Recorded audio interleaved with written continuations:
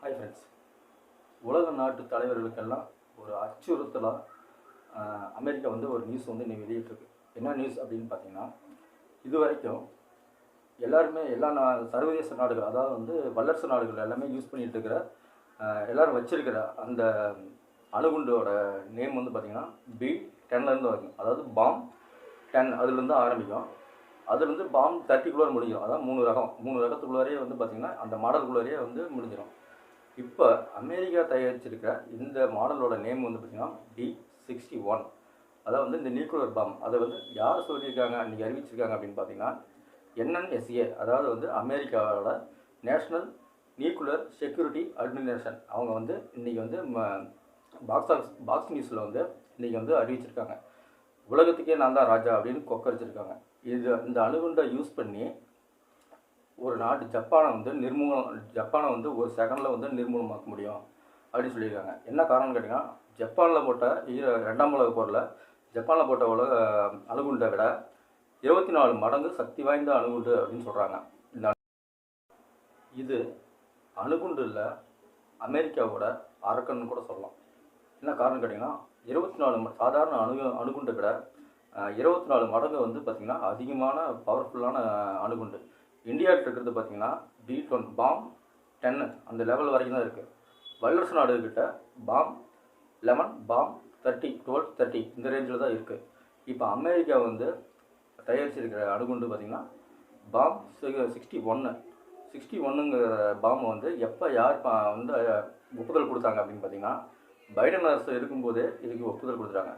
சரி, அது ஏன்டா இப்போ இருந்து அறிவிச்சிருக்காங்க அப்படின்னு பார்த்தோம்னா, ஈரானுக்கும் அமெரிக்காவுக்கும் இப்போ வந்து அணுசக்தி ஒப்பந்தத்தில் கையெழுத்திடுறதுல கொஞ்சம் பிரச்சனை இருக்குது. உங்களுக்கு போன வாரத்துக்கு வந்து தெரியும். அதுக்கு ட்ரம்ப் வந்து அறிவிச்சிருக்காரு, நாங்கள் கண்டிப்பாக அணுகுண்டு போடுவோம் அப்படின்னு சொல்லியிருக்காரு. அந்த ஒரு காரணத்துக்காக அதை வந்து மறுபடியும் மறைமுகமாக பார்த்தா ஈரானை மிரட்டுறதுக்காக கூட இந்த அறிவிப்பை வந்து இன்றைக்கி வெளியிட்டிருக்கலாம் அப்படின்னு சொல்லலாம்.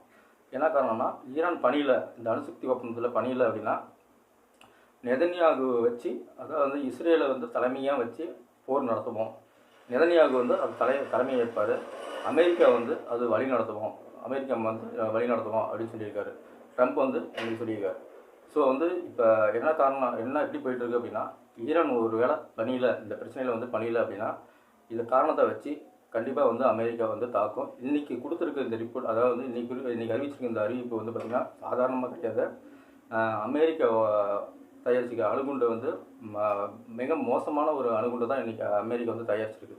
ஏன்னா அந்த அணுகுண்டு போட்டால் வந்து பார்த்திங்கன்னா, ஏற்கனவே ஹீரோ சமையலில் போட்டது உங்களுக்கு கேள்விப்பட்டிருப்பீங்க, படிச்சிருப்பீங்க. புல் பூண்டு கூட வந்து முளைக்காத அளவுக்கு 70 வருஷத்துக்கு புல் பூண்டு கூட முளைக்காத அளவுக்கு ஒரு மிக மோசமான ஒரு அணுகுண்டு தான் ஹீரோ சமையலில் போட்டாங்க. அதை விட 24 மடங்கு அப்படின்னு பார்த்தீங்கன்னா எவ்வளோ ஒரு பவர்ஃபுல்லாக இருக்கும் அந்த அணுகுண்டோட வீரியம் அப்படின்னு பார்த்தோம்னா ரொம்ப மோசமானது. அதுதான் அரக்கன்னு சொல்லி அறிவிச்சிருக்காங்க. ஸோ வந்து என்னோடய சஜஷன், இது எப்படின்னா, யாரும் வந்து தாக்குதல் இந்த ஒரு அணு தாக்குதோ ஒரு போரோ எதுவுமே நடக்கக்கூடாது. நல்லபடியாக வந்து பிரச்சனை இல்லாமல் வந்து எல்லா மக்களும் உலக நாடுகள் ஃபுல்லாக வந்து ஒற்றுமையாகவும் சகோதரத்தன்மையாக இருக்கணும்னு தான் நாங்கள் வேண்டி விரும்புகிறோம். போர் நடக்கக்கூடாதுன்னு நினைக்கிறோம். ஓகே ஃப்ரெண்ட்ஸ், மீண்டும் ஒரு சூப்பரான வீடியோவில் இன்னும் சந்திப்போம். Thank you friends. புது நண்பர்கள் நம்ம சேனலுக்கு யாராவது வந்தீங்கன்னா மறக்காமல் நம்ம சேனலை வந்து சப்ஸ்கிரைப் பண்ணுங்கள்.